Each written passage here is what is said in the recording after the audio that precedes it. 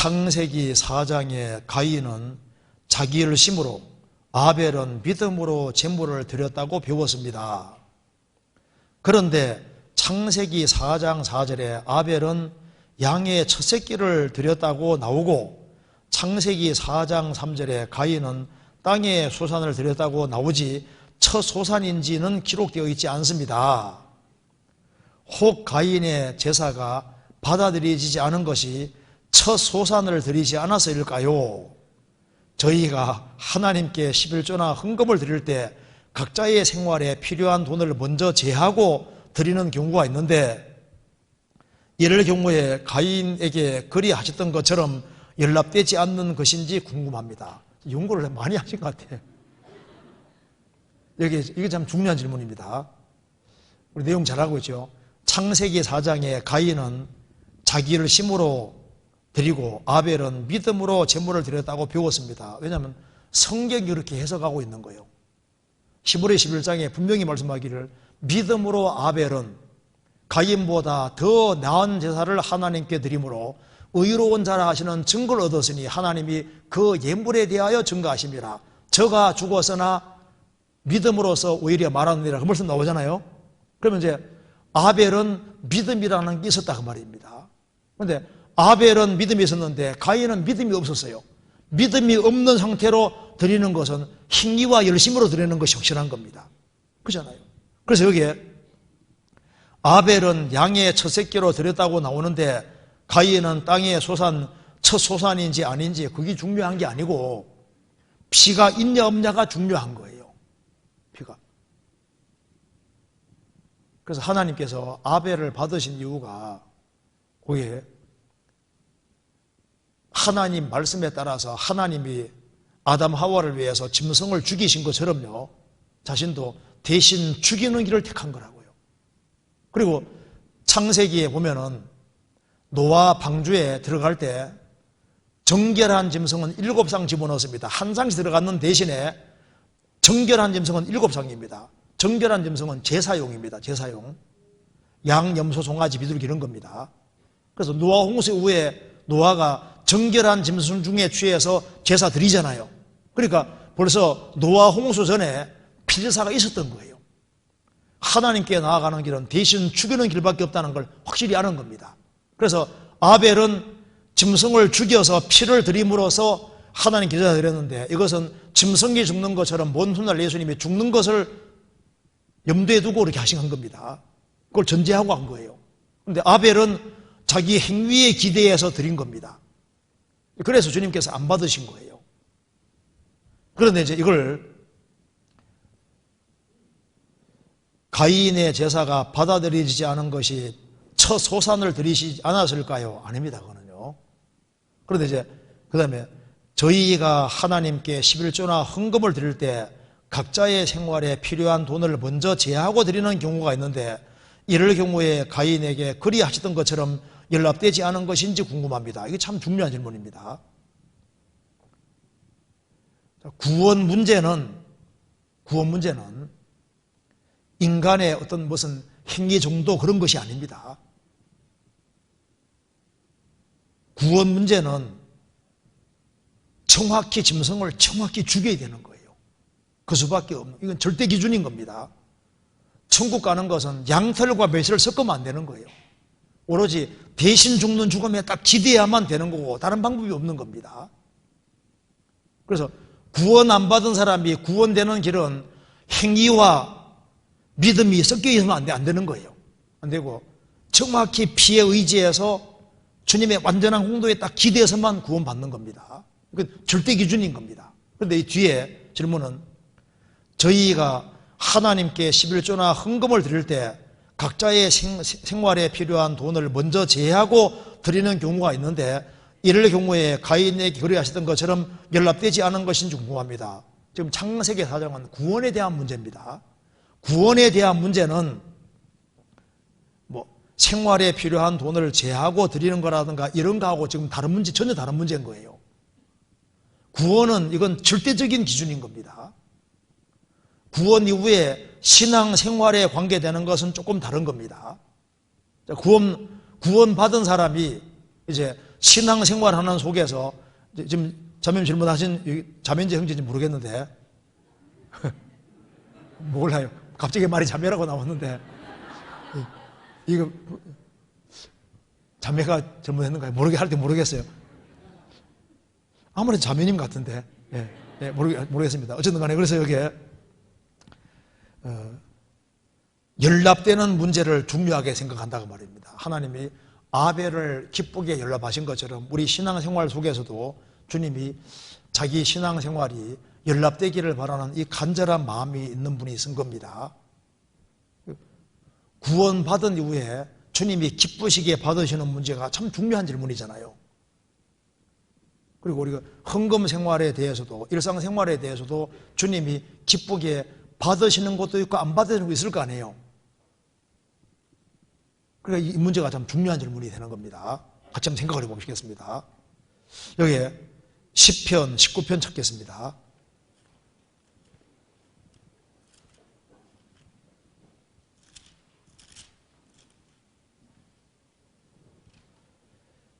(19편) 14절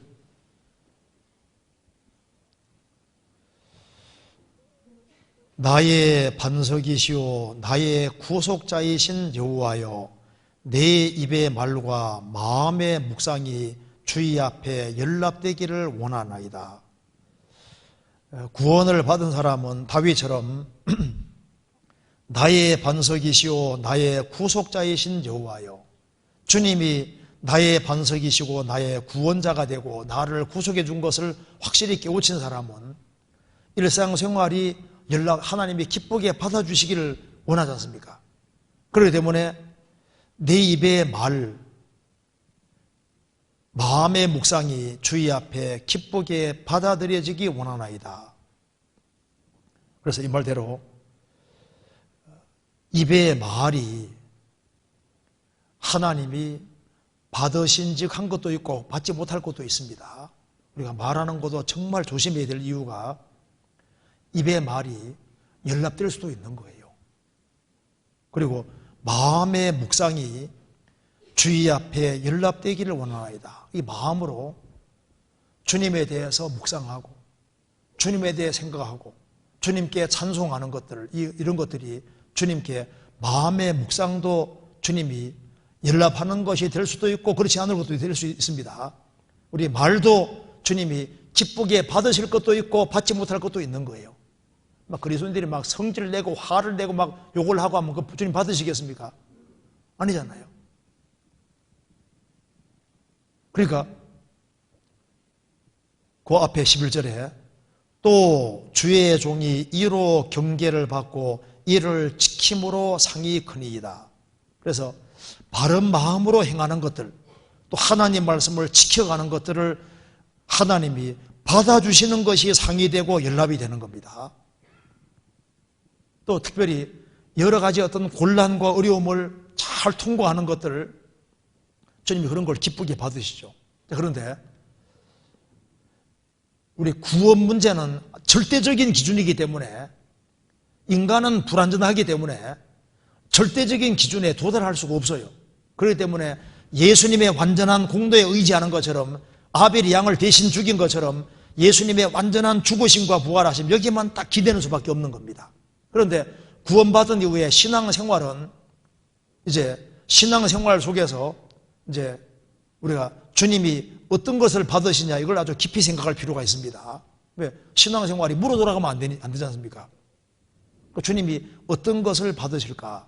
주님이 내 신앙생활에 연락되기를 정말 바란다면 몇 가지를 생각해 봅시다. 먼저 마태복음 6장 1절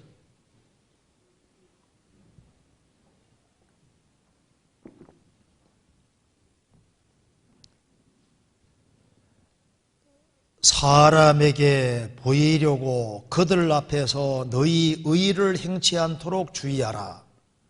그렇지 않으면 하늘에 계신 너희 아버지께 상을 얻지 못하느니라.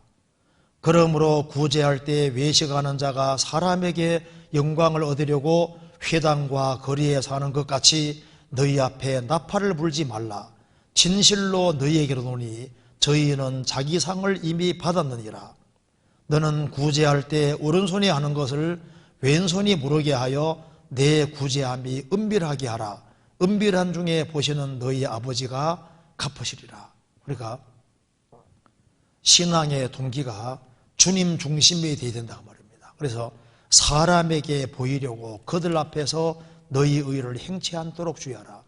사람에게 보이는 목적으로 했다면 사람이 다 칭찬해주면 사람에게 상 다 받았다고 말입니다. 우리의 신앙의 동기는 주님이 중심이 되어야 되는 겁니다. 그래서 남이야 알아주든 몰라주든 관계없이 오른손이 하는 것이 어떻게 왼손이 모를 수 있겠습니까? 하고도 안 했다고 생각하면 되는 거예요.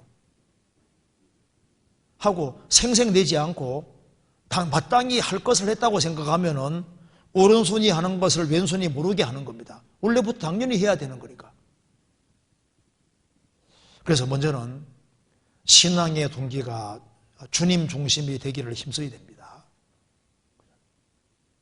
그리고 이제 또 한 가지는 삶을 바르게 할 필요가 있습니다. 이사야 58장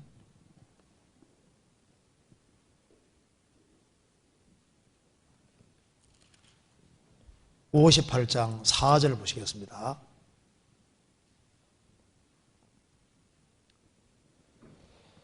보라, 너희가 금식하면서 다투며 싸우며 악한 주먹으로 치는도다.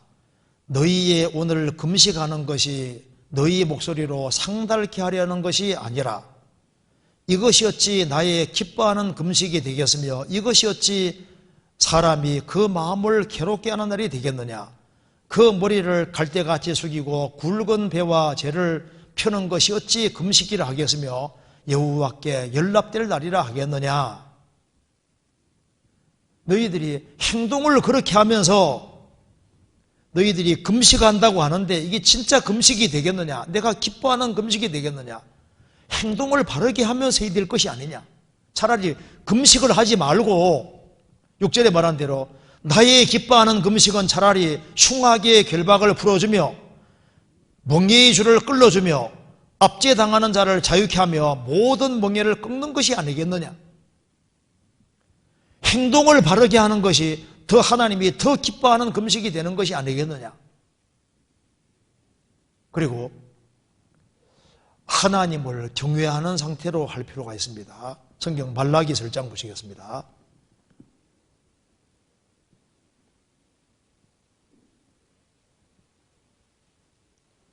말라기서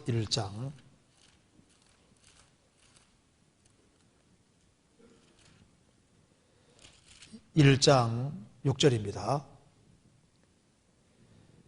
내 이름을 멸시하는 제사장들아, 나 만군의 여호와가 너희에게 이르기를 아들은 그 아비를 종은 그 주인을 공경하나니 내가 아비일진대 나를 공경함이 어디 있느냐. 내가 주인일진대 나를 두려워함이 어디 있느냐 하나 너희는 이르기를 우리가 어떻게 주의 이름을 멸시하였나이까 하는도다. 너희가 더러운 떡을 나의 단에 드리고 또 말하기를 우리가 어떻게 주를 더럽게 하였나이까 하는도다. 이는 너희가 주의 상은 경벌이 여길 것임이라 말하물리남이니라. 만군의 여호와가 이르노라. 너희가 눈먼 희생으로 드리는 것이 어찌 악하지 아니하며 저는 것 병드는 것으로 드리는 것이 어찌 악하지 아니하냐. 이제 그것을 너희 총독에게 드려보라. 그가 너희를 기뻐하겠느냐. 너를 간합하겠느냐. 하나님 말씀했습니다. 야, 너희들 아들은 아버지를 참 높이고 종은 주인을 공경하는데 나는 아버지가 아니라 하나님인데 너희들이 나를 아버지라고 생각해도 이 정도는 안 할 거다. 너희들이 나를 주인으로 생각해도 이렇게는 안 할 것이다. 너희들이 내게 드리는 것을 너희 총독이 갖다 줘봐라. 너희 총독이 받겠냐? 너희들이 나를 총독 정도로도 생각하지 않는 것이 아니냐. 하나님을 하나님으로 대접하지 않는다고 말입니다. 그래서 여기에 그러면 완벽해야 받으시느냐? 물론 그건 아닙니다. 억지로 하는 건 안 받느냐? 억지로 해도 받아요. 근데 어떤 건 받기 어렵냐 하면은 성경 계시록 3장에 말한 대로 차지도 아니하고 더럽지도 아니하도다. 내가 이같이 미지근하여 더럽지도 아니하고 차지도 아니하니 내 입에서 너를 토하여 내치느니라. 미지근한 건 못 받으십니다. 부족한 거하고 미지근한 건 다른 거예요. 야곱은 얍사발하다 교활하다 간사하다 그런 뜻인데요. 육신적인 모습이 많지만요.